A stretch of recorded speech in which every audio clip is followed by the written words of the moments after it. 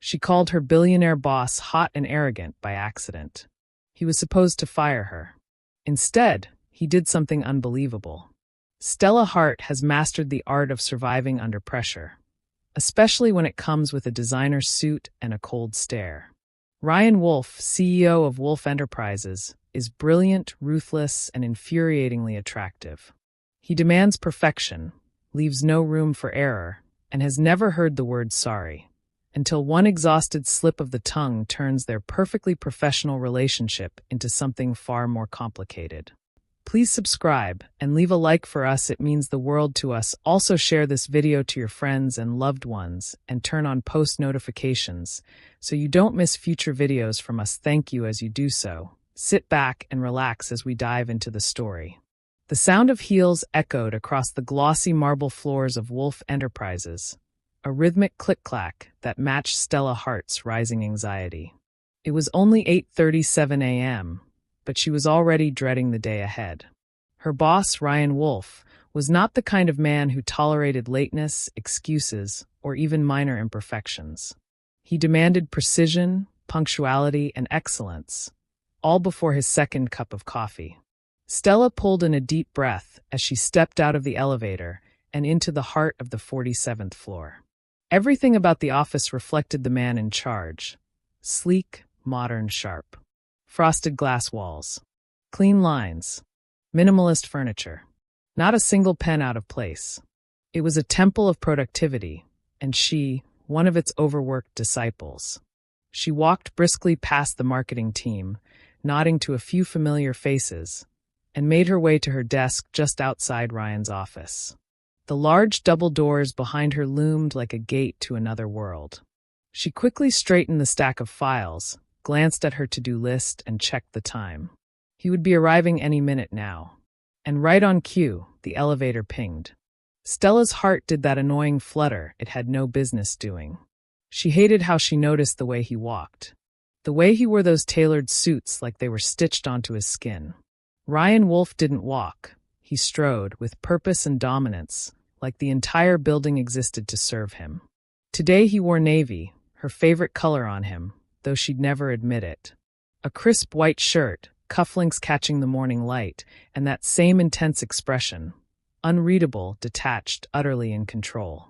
He stopped at her desk without looking at her directly, his eyes scanning the tablet she had ready for him. "Board meeting rescheduled?" he asked in his deep, composed tone. "Yes. Moved to 3. Mr. Kwan from Eastern Holdings needed more time," she replied, professionally, meeting his gaze just long enough to show confidence, but not long enough to seem challenging. It was a delicate dance. Ryan nodded, then without so much as a thank you, pushed open his office doors and disappeared inside. The doors clicked shut. Stella exhaled slowly. She hated him. No, she didn't hate him. She hated working for him. There was a difference. It had been 6 months since she joined Wolf Enterprises, and every day since felt like a test she didn't sign up for. Ryan expected her to be 5 steps ahead of him at all times, to anticipate needs he hadn't voiced yet, to fix problems before they occurred. There were no good jobs, no small compliments, only corrections. Feedback came in the form of marked-up documents, curt emails, and the occasional look of disappointment that lingered longer than it should. But every time she thought about quitting, every time she drafted resignation letters in her head, something kept her there. Maybe it was the challenge. Maybe it was pride. Or maybe, just maybe, it was the fact that Ryan Wolf, in all his infuriating perfectionism, was ridiculously attractive. She hated how her breath caught when he walked past, how her pulse sped up when his hand brushed hers by accident while handing over files. How, even when he was being an impossible jerk, a traitorous part of her brain still whispered, "Damn, he looks good doing it." It was maddening. He wasn't just good-looking, he was commanding. The kind of man who didn't need to raise his voice to command a room. The kind who had built his billion-dollar empire from nothing but brilliance and steel nerves. She admired him. She respected him. But some days, most days, she wanted to scream. Today was shaping up to be one of those days. At exactly 9:05 a.m., his office line buzzed. Stella, in here. Now. She rolled her eyes before forcing a polite expression and walking in, notepad in hand. He didn't look up as she entered. He was already flipping through the quarterly report she had spent 2 nights perfecting. This section is vague, he said without preamble. You're summarizing the numbers instead of interpreting them. Investors don't want bullet points, they want insights. Stella took a deep breath. I included the projections based on the trends from Q1 and Q2. Yes, he interrupted. But you didn't explain the why. Numbers tell a story, Stella. If you don't tell it, they'll fill in the blanks themselves, and that's how we lose trust. She bit her lip. Her cheeks burned. He was right. He was always right. And that just made it worse. As he continued critiquing the next section, Stella's eyes narrowed slightly, and before she could stop herself, before her brain could throw the emergency brake, the words tumbled out. If not that you're so hot, she muttered under her breath, your arrogance would really get to me. Dead silence. The pen in his hand stilled. He slowly looked up, brows raised. Her blood turned to ice. Oh, no. She hadn't said that to herself. She had said it out loud. To him. Ryan's expression didn't harden like she expected. No anger. No offense. Instead, a smirk curved his lips. Something mischievous flickered in his eyes. Well, he said smoothly, I know I'm hot. She blinked, speechless. He leaned back in his chair, amused. But I can't live without the arrogance. It's part of the charm. And then he laughed. Not a full laugh, but a short, genuine one. The kind that made her stomach twist in unfamiliar ways. Dismissed, he said, waving her off with a grin. Still stunned, Stella walked out of his office, heart pounding like a drum. She wasn't fired. He hadn't exploded. He smiled. And laughed. What? Just happened? She returned to her desk and stared blankly at her monitor, the words replaying in her mind like a broken record. I know I'm hot. Was she dreaming? Delirious from too much coffee? Or had she just flirted with her boss? And he flirted back? The lines were beginning to blur, and Stella wasn't sure if she was terrified or thrilled. Stella didn't move for a full minute after stepping out of Ryan's office. Her fingers hovered above her keyboard, her lips slightly parted in disbelief. I know I'm hot, but I can't live without the arrogance. That was what he had said, actually said, after she called him hot and arrogant to his face. She hadn't even meant to say it. It was one of those unfiltered, exhausted thoughts that was meant to stay in the safe confines of her overworked brain. But no, her mouth had gone rogue. And now here she was, somehow still employed, heart racing like she'd just narrowly escaped death. What the hell is wrong with me? She whispered under her breath, rubbing her temples. From across the office, Mia from PR walked past with a curious look. You okay? Peachy, Stella lied with a tight smile. She opened the quarterly report again, but the numbers blurred together. All she could see in her mind was Ryan's face, smirking like he'd just caught her staring. That teasing glint in his eyes. That laugh. That damn laugh. Had he found it funny? Flattering?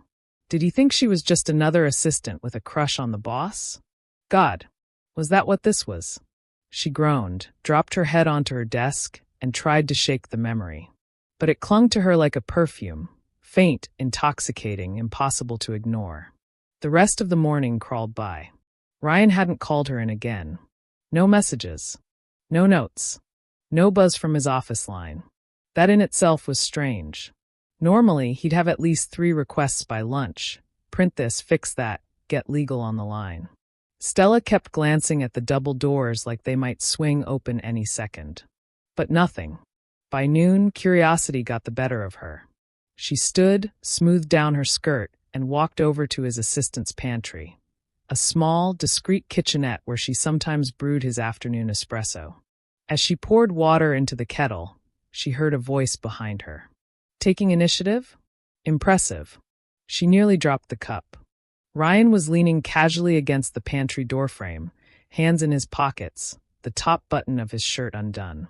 He looked less CEO-like somehow, more relaxed, but still frustratingly attractive. I thought you'd want coffee, she said, keeping her voice even. He arched a brow. And here I was thinking you might be avoiding me. Her heart skipped. Was he toying with her?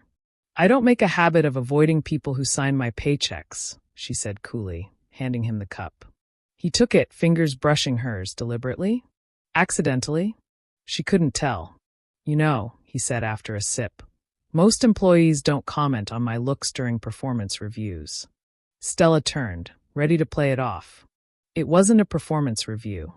It was a moment of temporary insanity. He chuckled. Is that what we're calling honesty these days? She leaned back against the counter, crossing her arms. If you're trying to embarrass me, it's working.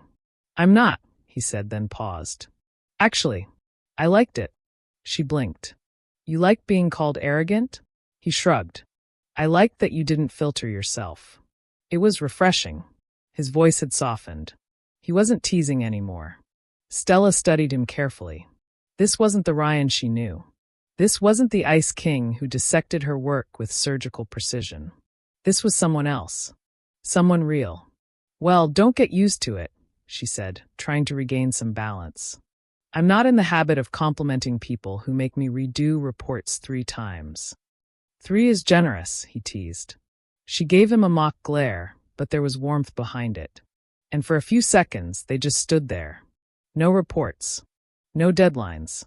No hierarchy. Just 2 people, sipping coffee in a quiet corner of a very loud building. But reality came knocking when her email pinged from her phone. I should get back, she said, slipping past him. Stella, he called gently, stopping her. She turned. I may be arrogant, he said, stepping a little closer. But I notice things. Like how hard you work. How much pressure you're under. And how much you put up with me. She stared at him, unsure what to say. Then, with a slight tilt of his head and that same maddening smirk, he added, But next time you think I'm hot, feel free to say it louder. She rolled her eyes, cheeks burning, but couldn't stop the grin that tugged at her lips. Get back to work, Mr. Wolf, she said, walking away. Yes, Miss Hart, he replied, voice low and amused. She returned to her desk with her heart hammering in her chest, and the ghost of his smile etched in her mind. Something had changed. She didn't know what it meant yet, but she knew one thing for sure. It wasn't just about coffee anymore. The days that followed the slip-up, as Stella had mentally titled it, were filled with quiet chaos. Not the kind of chaos that came from late reports, angry clients, or tech failures. No, this was the quiet kind.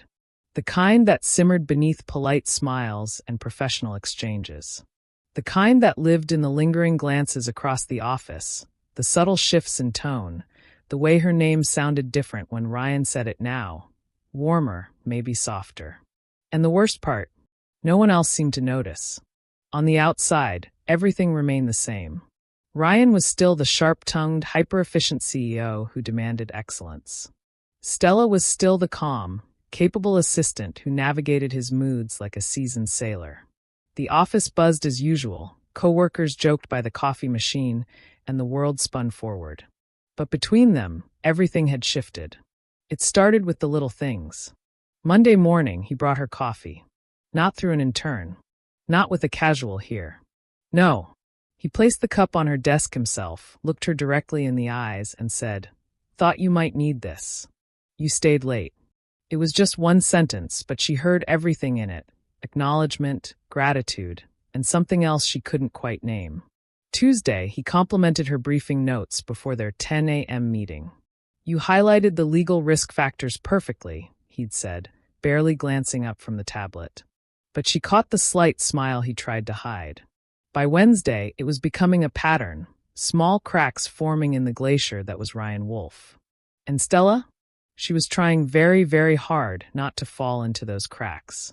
Because despite the growing warmth in their interactions, Ryan still had the power to make her feel like an intern with one sentence. Like Thursday morning. Did you review the Q3 vendor contracts? He asked as soon as he walked in. Yes, and I flagged the auto-renewal clause. I already saw that. What about the exclusivity language? Did you catch the conflict with the retail partner in clause 6? Her stomach dropped. She hadn't. I'll pull it now, she started. No need, he said, already pulling it up himself. Just try not to miss that kind of thing again. That stung. The old Ryan was back. It seemed cool, commanding, and completely indifferent. But then, as she stood there fighting the heat rising in her cheeks, he added, I only point it out because I know you're capable of more. It was confusing. She returned to her desk, her mind buzzing louder than the fluorescent lights above her. She didn't know what to make of him anymore. One moment, he was the arrogant boss who expected perfection. The next, he was the man who brought her coffee and told her she was capable. It didn't help that he was still ridiculously hot. It was unfair, really. How could a man be so sharp-edged professionally and so distractingly attractive in person? He wasn't pretty. No, Ryan Wolf was striking. Clean-cut jaw, expressive eyes that could go from icy to smoldering in a heartbeat, and that voice, deep, precise, low enough to turn otherwise harmless words into something dangerous. But it wasn't just the way he looked. It was the way he carried himself, unapologetically in control. And maybe a little lonely. Friday evening arrived like a breath of relief. Most of the floor had emptied by 6. Lights were dimmed. The hum of conversation had died down. But Ryan's office door was still closed. And Stella? She was still at her desk, sipping a stale coffee and reviewing a client file he'd left with a sticky note that said, Need your notes. Clean copy. No rush Monday. That was practically poetry from him. She could have waited, but she didn't want to. So she stayed. At 6:47 p.m., his door opened. You're still here? He asked, surprised. She held up the file. Wanted to finish this while it was still fresh. Ryan hesitated in the doorway, then crossed the room toward her desk. You didn't have to. I know, she said, then smiled. But I wanted to. Besides, it's not like I have a wild Friday night waiting. That got a small chuckle out of him. He rested one hand on the corner of her desk, the other still holding a pen. His sleeves were rolled up now, a rare sight, and Stella was definitely not staring at his forearms. Do you ever take a break? He asked. Says the man who eats dinner at his desk, she countered. He leaned in slightly. Touché. The silence between them wasn't awkward, it was charged. Thick with the things they weren't saying. The way his eyes lingered on her face a little too long. The way she felt warm under his gaze, even in the cold office air. I don't usually get close to people here, he said suddenly, quietly. It complicates things. Stella blinked. Okay. He glanced away. But with you, I notice things. Things I try not to. Her breath caught. Like what? Ryan looked back at her. Really looked. The way you never panic, even when I'm being impossible. The way you always know what I need before I ask. The way you make me laugh, which, for the record, is rare. She didn't know what to say. Her brain was caught somewhere between, is this really happening? And don't ruin this. So, he continued, a small smile tugging at his lips, I'm not sure what's happening here, but I'm not pretending it's nothing. Stella swallowed. Neither am I. Another beat of silence. And then his hand brushed hers. Slowly. Purposefully. No excuses this time. I should let you finish, he said, but his voice was low, intimate. She nodded, heart pounding. He didn't move for another moment, then finally turned and walked back toward his office, leaving her dizzy and breathless. Alone again, she stared at the file in front of her. She couldn't focus. Because now she knew. Something was definitely cracking beneath the surface of Ryan Wolf. And she was dangerously close to falling all the way in. The office was quiet. Too quiet. It was nearly 8:15 p.m. on a Wednesday, and every other department had long since emptied. Even the night cleaning staff hadn't arrived yet. The city lights bled in through the floor-to-ceiling windows, casting a moody blue glow across the open floor. The hum of traffic below was distant, muffled by the height of the building. Stella was still at her desk, her blazer draped over the back of her chair, a pencil tucked behind her ear, and the soft sound of jazz from her earbuds filling the space around her. She hadn't realized the time until her screen dimmed with the "Are you still working?" prompt. She glanced toward Ryan's office. Still closed. Still light on. They were the only two people left. Again. She stood, stretched her arms with a groan, and headed toward the kitchenette. Her body ached from hours of sitting, and her brain was fried from spreadsheet cross-checking. She reached for the coffee tin, but the lid was missing. Looking for this? She turned quickly, startled. Ryan stood in the doorway, holding the lid in one hand, 2 paper coffee cups in the other. His tie was loosened, the first 2 buttons of his shirt undone. He looked human, tired like her, a little less guarded than usual. "I figured you'd still be here," he said, walking in and placing a cup on the counter. She accepted it with a surprised smile. "Thanks. I was debating if I had the willpower to make it." He leaned against the counter, sipping from his own cup. "You shouldn't work this late. Neither should you. I own the building. I get a discount on hours." Stella laughed softly.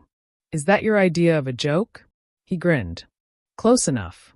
They sipped in silence for a moment, and then Stella noticed him watching her.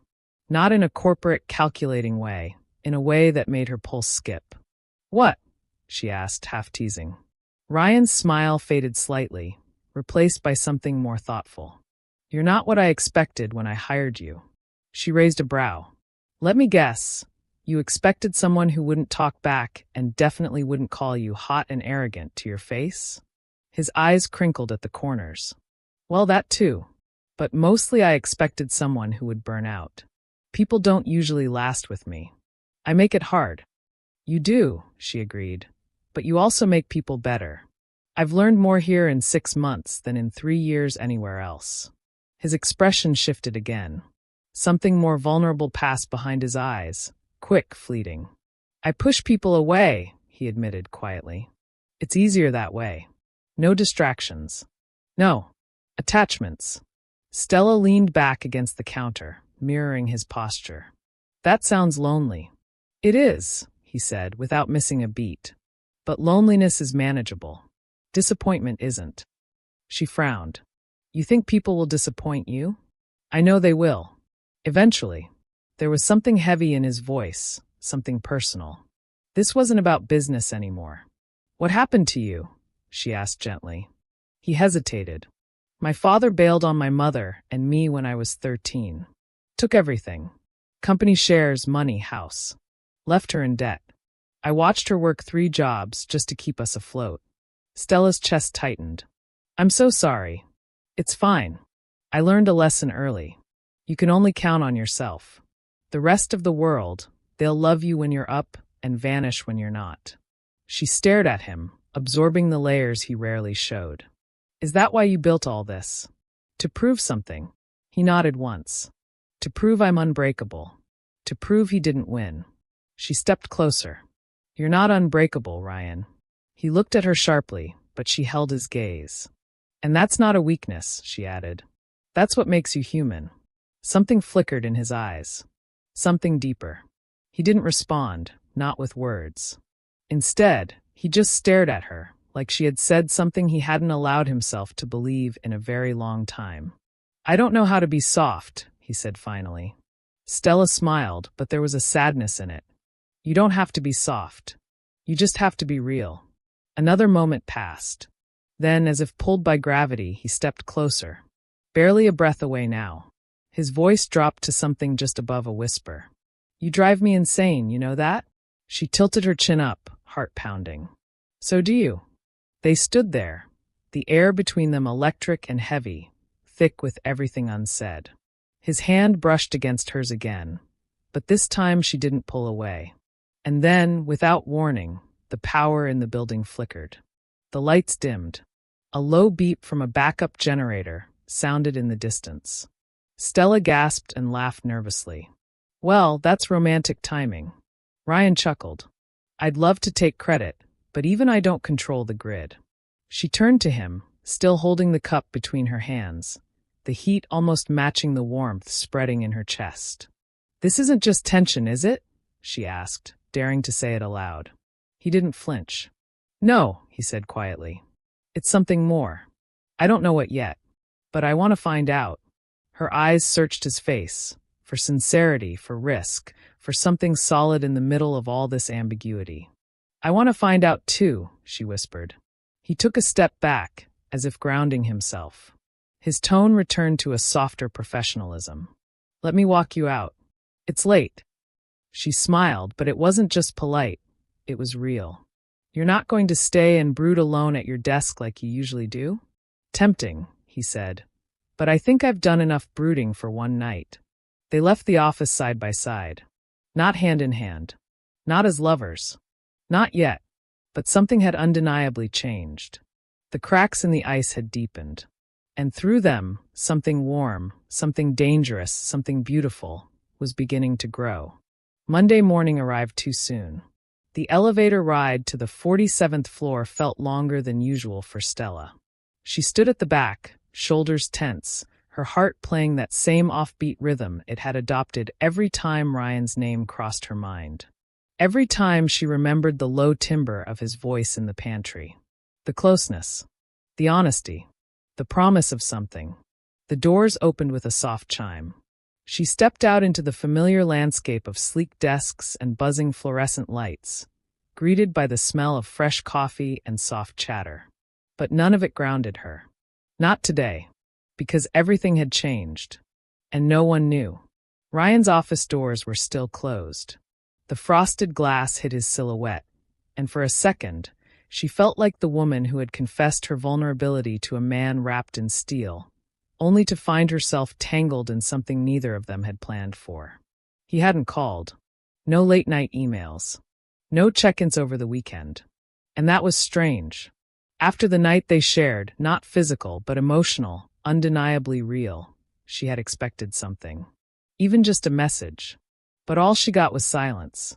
By noon, Stella had convinced herself she had imagined it all. The connection. The softness. The look in his eyes that felt more like a confession than any words he said. Maybe he'd thought better of it. Maybe he'd put his walls back up. Maybe he decided that she wasn't worth complicating his pristine, CEO-controlled life. And then the intercom buzzed. His voice. Cool. Even. Measured. Stella, can you come in? Her stomach twisted. She stood, smoothed her skirt, and walked toward the doors that suddenly felt like the gates of an emotional battlefield. Ryan was behind his desk, sleeves rolled up, tie gone, typing something into his laptop. He didn't look up. I need you to go over this investment proposal. We're renegotiating with Langston Capital, and I want it airtight before I present it to legal. Stella blinked. Okay, she said slowly. Do you want me to flag inconsistencies or just flag them, fix them, reformat the summary page? You know the drill. Still, he didn't meet her eyes. The air felt colder than it had in weeks. She hesitated. Ryan. He finally looked up. His expression was unreadable. Polished. CEO mode. Walls high. No crack in sight. Is there a problem? He asked flatly. She stepped back, confused, her throat tightening. No, of course not. She left the room, file in hand, heartbeat loud in her ears. That afternoon passed in a blur of confusion and frustration. He was distant. Professional. Every word exchanged between them was strictly about work, and short. He barely looked at her. No jokes. No softness. Know them. Stella had enough. At 6:32 p.m., when the office had finally emptied and the floor was quiet, she knocked on his door and stepped inside before he could say yes. He looked up from his screen. I need to know what this is, she said, her voice steady. His jaw tensed. I thought we were on the same page, she continued. Last week, the things you said, the way you looked at me, that wasn't nothing. Don't pretend it was. He closed his laptop slowly, folding his hands on the desk. You're right, he said. It wasn't nothing. A pause. But it was a mistake. The words hit like a slap. Stella's face went pale. A mistake. I'm your boss, he said tightly. You work directly under me. The power imbalance alone. Don't give me a corporate ethics speech, she snapped. You're not afraid of HR. You're afraid of feeling something.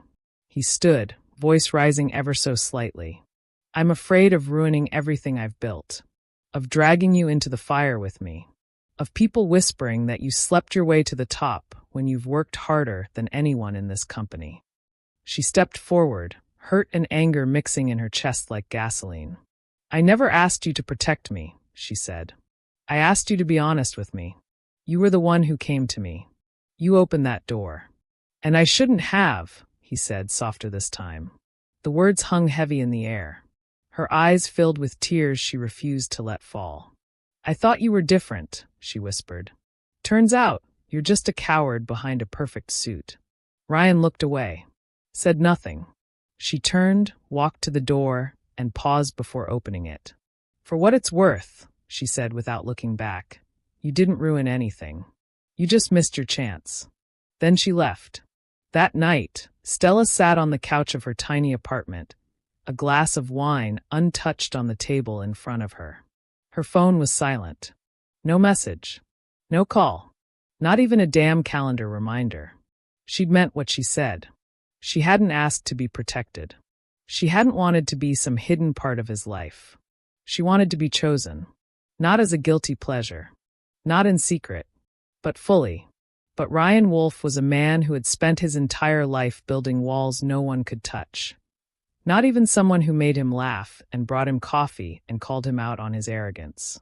Maybe she had been wrong about him. Maybe he wasn't ready. Or maybe he just didn't want her enough. Whatever the truth was, she wouldn't beg for it. She would show up to work the next morning. She would keep her head high. And she would survive this like she always had. Because Stella Hart didn't fall apart. Not for anyone. Not even for the Ice King who almost let her melt him. The days that followed were the longest of Stella's life. Every morning, she walked into Wolf Enterprises like she hadn't been broken in his office just nights before. She smiled, took notes, sent emails, scheduled meetings. She was professional to a fault. No emotion. No hesitation. And Ryan, he didn't waver. He kept their conversations strictly business. When their eyes met, which was rare now, he looked at her the way he looked at spreadsheets, calculated, cold, detached. But she knew better. He wasn't indifferent. He was scared. And so, like two skilled actors performing a silent tragedy, they worked beside each other, day after day, pretending there hadn't been a fire between them. A spark now reduced to smoke and silence. Until Friday. It was supposed to be a normal day. At least, as normal as it could be in the wake of a broken almost love. The company had a major investor coming in for a quarterly review.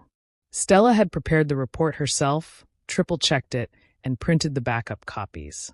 She was in the conference room early, setting up the seating and placing fresh bottled water at each station. She hadn't spoken to Ryan directly in 3 days, not outside of clipped instructions and polite acknowledgments. And she wasn't planning to start now. But then, just before the meeting, he appeared in the doorway. Her heart did the stupid thing it always did. She hated it for that. "Everything set?" he asked.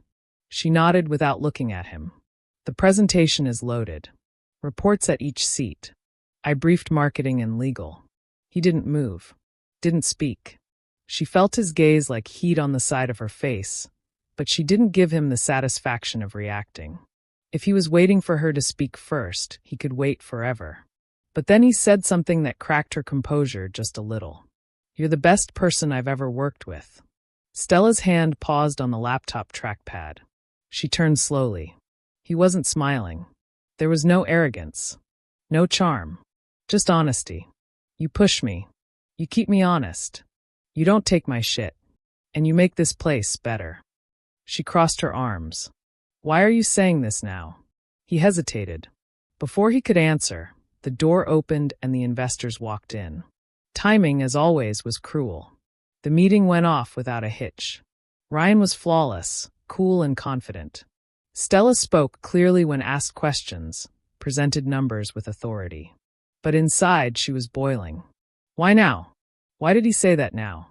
After the meeting, she went back to her desk, her jaw tight, her eyes burning from everything she hadn't allowed herself to feel.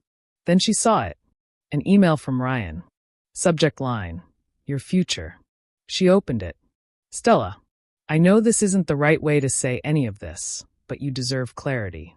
I've submitted paperwork to transfer you to the strategy division as a senior consultant. You'll no longer report directly to me. You've earned this. On merit, not emotion. Not because I'm trying to protect you, but because you've outgrown the role you're in. You should be leading, not organizing meetings and printing reports. I'm doing this so that the only thing standing between us is choice. And if you still feel the way I do, then meet me on the rooftop at 8. Ryan. She read it twice. Then a third time. Her fingers trembled.